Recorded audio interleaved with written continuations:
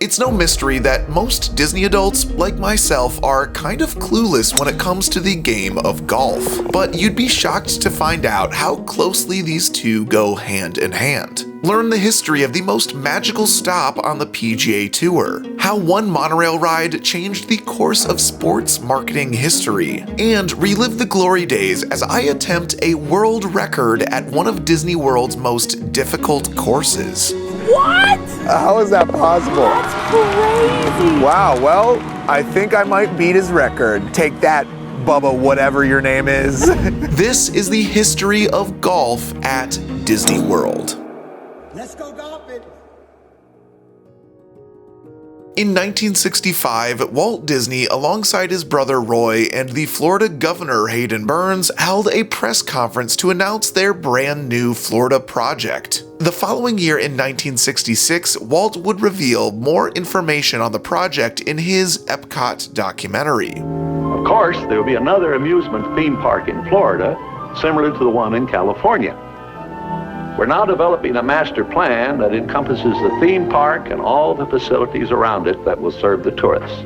It's in this documentary that he revealed not only the plans for Epcot to be an operational city located near their Florida property, but also a theme park and resort that would generate tourists to the area. Years after the construction of Disneyland, Walt realized that if he were to turn back time and do it all again, he wanted a multi-day experience, a reason for guests to extend their stay. It's with this 27,000-acre purchase in Florida that Disney would need to not just create a theme park, but resorts and recreational activities worthy of making the trip down the East Coast to visit the newly named Disney World. Thus began the planning of multiple hotels, swimming pools, tennis courts, water sports, and of course, golf courses.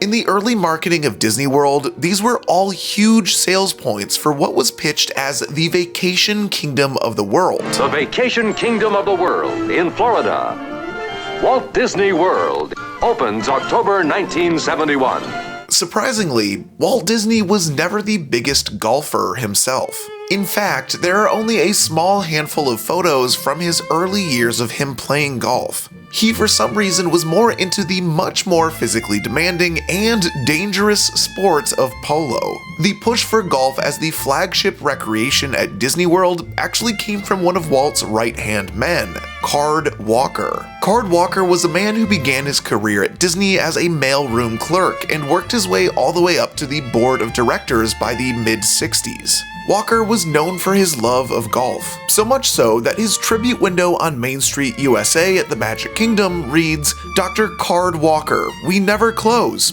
except for golf." When Walt Disney suddenly passed away in 1966 amidst the planning of Disney World, Card Walker along with Roy Disney both had to step up to make some tough decisions when it came to what this Florida project would soon become. But of course, they couldn't tackle this project alone. Card Walker would seek the help of renowned golf architect Joe Lee to plan the series of golf courses for the property. In spring of 1969, while Magic Kingdom had begun laying the first foundations, a small team led by Walker and Lee began walking the grounds that would eventually become the Magnolia course here at Disney World.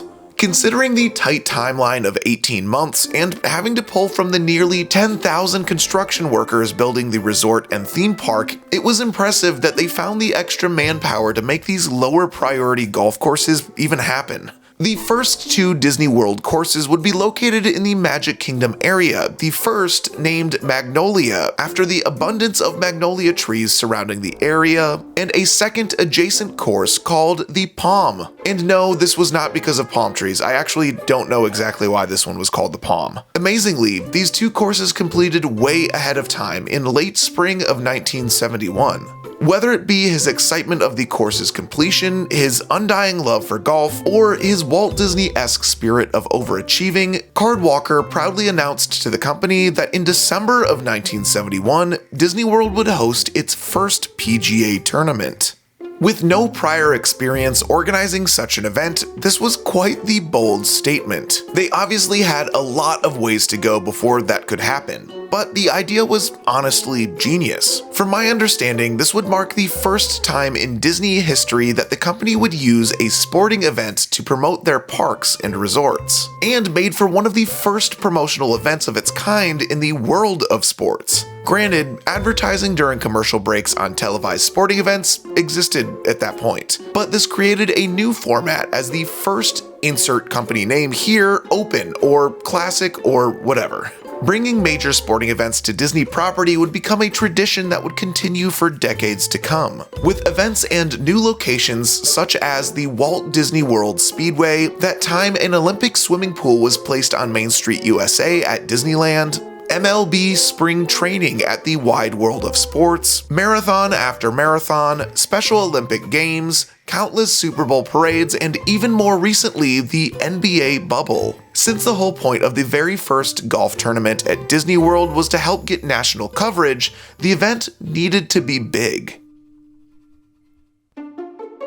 In order to do so, Cardwalker and the marketing team would reach out to Arnold Palmer for a private tour of their new courses in the summer of 1971, which, mind you, was smack dab in the middle of what was still very much an active construction site. It's during this tour that the golf legend was enamored with not the course, but the nearby monorail that was being installed. I, for one, was amazed to discover during the research for this video that the very first passenger on the Disney World monorail was none other than Arnold Palmer. After being given the go-ahead for a joyride around Seven Seas Lagoon, Palmer would agree to assist with putting the 1971 tournament together by calling a few favors from fellow pros. The very first Walt Disney World Open Invitational would be held at Disney's Magnolia Golf Course, with appearances from golf legends Jack Nicklaus and Arnold Palmer, who didn't actually compete, but he was there to support. The tournament was won by Jack Nicklaus, who at the time was at the top of his game, having won that year's PGA Championship. The event culminated with a new type of award ceremony where the athlete would accept his tournament trophy from the big cheese himself, Mickey Mouse. This photo op would have happened 3 times for Nicholas, as he won the first 3 tournaments at Disney World. I say would have because the 1972 event ended in a bad rainstorm, and I guess Mickey called in sick that day. After the initial 2 courses were opened, Disney would construct a third, the Lake Buena Vista course. And later in the early 90s, Disney would introduce 2 more courses to their lineup. Golfers at Disney are challenged to choose from 5 magnificent courses: the Palm, the Magnolia, and the Lake Buena Vista, plus the 2 newest, Osprey Ridge, designed by Tom Fazio, and Eagle Pine, designed by Pete Dye.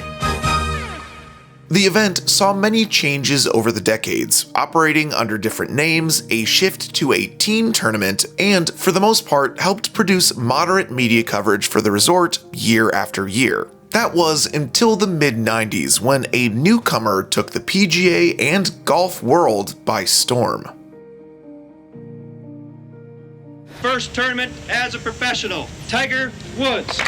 In September of 1996, a 20-year-old from Southern California by the name of Tiger Woods made his professional golf debut. In the following months, Woods would skyrocket in popularity, having won his first PGA tournament in Las Vegas, magazine covers, a Nike television ad campaign. In about a month and a half, this young up-and-comer took the golf world by storm. That same year, the then-titled Walt Disney World Oldsmobile Classic took place on October 20th. Leading into this tournament, Disney was expecting larger than normal crowds, but were surprised when the 1996 event drew the largest crowd in the history of the Disney Golf Tournament. What could assume to be largely due to the popularity Woods had gained over the prior month and a half. This would also technically be a hometown tournament for Woods, as he had recently moved to the Central Florida area. Under the shadow of the Polynesian and newly constructed Grand Floridian Resort,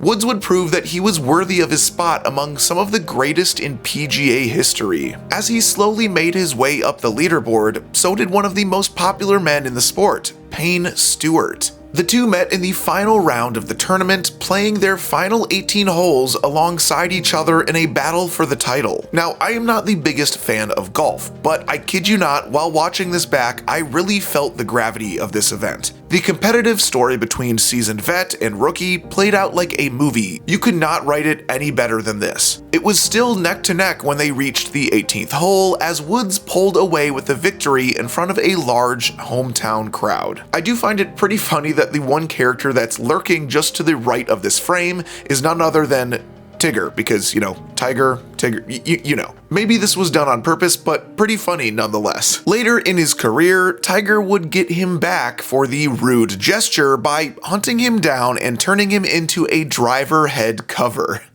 As I said, I am not by any means a golf connoisseur, but I'd be a liar if I said watching this tournament didn't light a fire in me. I really wanted to check out one of these historic Disney World courses for myself. Today we are headed to a Disney World golf course called Fantasia Gardens, which is kind of weird because I don't remember seeing that one on the PGA Tour database. So, as it turns out, Fantasia Gardens is actually two courses, albeit mini golf courses. I forgot to mention before, Disney World also has 4 mini golf courses, 2 here at Fantasia Gardens and 2 at Winter Summerland, which is themed after opposing seasons. Today we are playing the Fantasia Fairways course, which many say is one of the most difficult mini golf courses in the world, or at least the Disney World. This course is a par 72, which is pretty high considering most mini golf courses are around a par 54. According to Wikipedia, the Fairways course all-time record is a 50, which is 22 under par, and it's held by somebody named Bubba Watson. Oh! Are you kidding me? Maybe this is gonna be possible. What? I literally wrote a line in here being like, oh, only got 49 shots to beat him. Oh, that make that 48. And I just made that a hole in one. Jeez. What? How is that possible? That's crazy. Wow, well, I think I might beat his record. Take that, Bubba, whatever your name is. Today we are mini golfing with somebody who says they are much better than me at mini golf. I think I might be better than you at regular golf, but certainly not mini golf. The far game is my my go-to, my specialty, not the putting game. I really am so terrible at mini golf. This is not going to be a hole-in-one like Ryan. It's going to be way worse.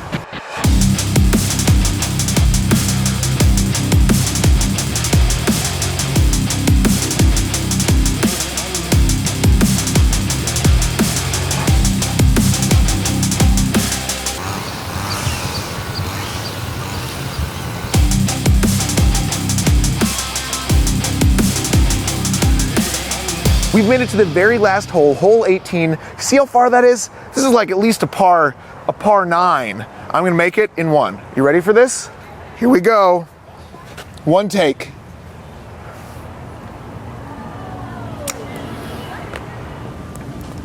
Yes! Yes! So overall, Kristen, how did you feel about our experience today? Well, I spent most of the time in the bushes looking for my ball. We came, we saw, we conquered. At least one of us conquered.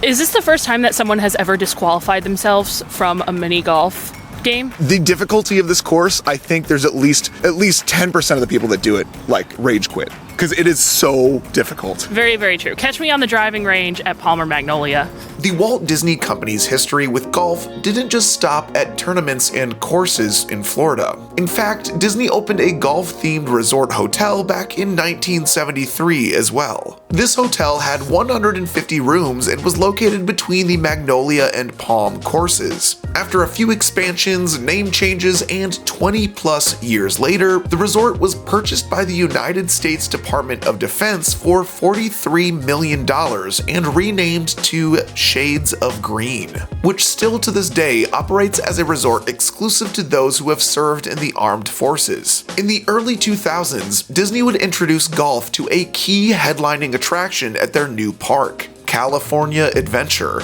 Soarin' over California, the flying theater simulator ride featured the breathtaking sights, sounds, and smells that California had to offer, officially opening in 2001 and lasting all the way to 2016 and has since returned on a seasonal basis. I'm sure many of you know exactly which scene I am referring to. Descending towards the PGA West Palmer course in La Quinta, California, guests would experience a near-miss moment as an unknown golfer takes a shot at the hang-gliding tourists. For the longest time, die-hard Disney Parks fans would eagerly lean over to their friends during this scene to share that this mystery golfer was in fact former Disney CEO Michael Eisner, a rumor that had been accepted as fact for over 20 years. But according to a quote provided by Disney Imagineer Rick Rothschild, the director of Soarin over California, this was not the case. Eisner did contribute to the addition of the golf ball effect, which originally was not part of the scene. In the early 2000s, Disney would even dip their toes into the world of golfing games with Disney Golf, releasing on PlayStation 2 in 2002. Many found this game to be subpar, to put it kindly. I'm not gonna lie, it was kind of a little bit of a hassle to get a hold of this game. This is Disney Golf, a Disney-themed golf game that released on PS2 all the way back in May of 2002, which, if my calculations are correct, is, I think, oh my god, 23 years ago, and I'm finally getting around to playing it.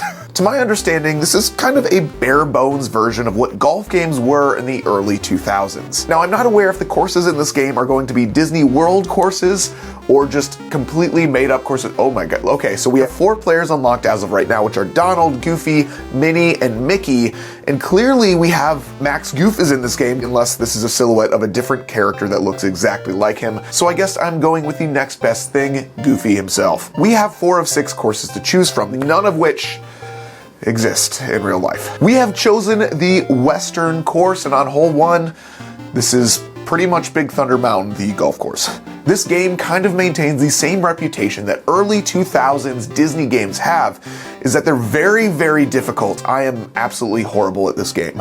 Every single time I hit a bad drive, Mickey's on the right-hand side of the screen just looking at me like, huh? You know, I'm not gonna lie, this Western golf course almost looks like it's the golf course from High School Musical 2. If you know, you know. And my player will end up on top. You can bet on, bet on, bet on, bet on. This game also features multiple different game modes like match play, skins match, a team play, as well as a driving range. Honestly, this game feels like exactly what it needs to be, or at least what it needed to be back in 2002. Does it hold up 23 years later? Probably not. The partnership between the PGA and Disney World lasted just over 40 years, entertaining guests from 1971 all the way till 2012. Why did it stop? Well, in 2007, the tournament shifted its sponsor to the Children's Miracle Network Hospitals. It's at this time that the event was demoted from the ESPN and ABC Sports channels to the Golf Channel, which was only available with certain cable subscriptions and had much less viewers. After 6 years of sponsoring the event, Children's Miracle Network declined to renew their sponsorship, and according to reports, Disney just wasn't as invested in the tournament as they once were. To this day, golfing at Disney World is still a mainstay around their Florida property. In 2023, the PGA reported that more Americans are playing golf than ever before. It's a $100 billion a year industry. Wouldn't Disney want to get their share of that prize? There are 2 reasons why I don't see a major golf tournament returning to Walt Disney World anytime soon. Reason 1. One of the largest golf tournaments of the year, the Arnold Palmer Invitational, takes place about 15 minutes from Disney World. With national media coverage each and every year since 1996, yes, this was running during the years of the Walt Disney Invitational, and a prize fund of $20 million, eclipsing anything Disney could realistically offer, it would make this a huge uphill battle. Not to say it wouldn't be possible. They could schedule it 6 months out from the Arnold Palmer and use one of their in-house production companies / streaming services, but the question is, are they even interested in doing this? Which perfectly leads me to reason number 2. Disney has a rough history with sports collaborations. As mentioned before, sporting events at Disney have come and gone over the years. There's a reason for that. And as Disney has discovered with permanent sports fixtures like the defunct themed restaurant chain ESPN Zone and the very short-lived NBA experience, the crossover between theme park fans and sports fans isn't as big as they initially thought. Have you played a round of golf at Disney World? Would you like to see the PGA return to Disney? Let me know in the comment section below. That's the only way I know you are a real one and made it all the way to the end of this video. Although I am no pro golfer, I didn't let that stop me from looking like one. Thank you to Breakfast Balls, a golf brand by Roosevelt's, for providing their super comfy all-day polos I'm wearing throughout this video. For 15% off your entire first order, check out the link in the description of this video. I want to give a huge shout out to all of my pity viewers over on Patreon for helping make this video and every other video on the YouTube channel possible. For behind the scenes content, bonus vlogs, and more, follow the link below. If you're interested in the history of the abandoned Walt Disney World Speedway, which is one of my favorite videos of all time, you can find that right here, or this video. I'm pretty sure you haven't seen this one yet. Anyways, I am Ryan. This has been For the Love of Theme Parks, and I will see you all real soon.